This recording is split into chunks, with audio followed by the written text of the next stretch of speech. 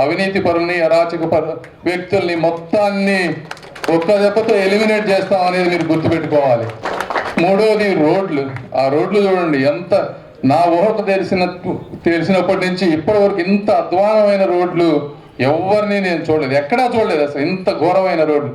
ఈ రోడ్డు మీద తిరిగిన ఏ వ్యక్తి అయినా సరే కడుపుకు అన్నం తినేవాడు వాళ్ళకి ఓటు ఎట్లా వేస్తారో చెప్పండి అని అడుగుతా ఉన్నాను.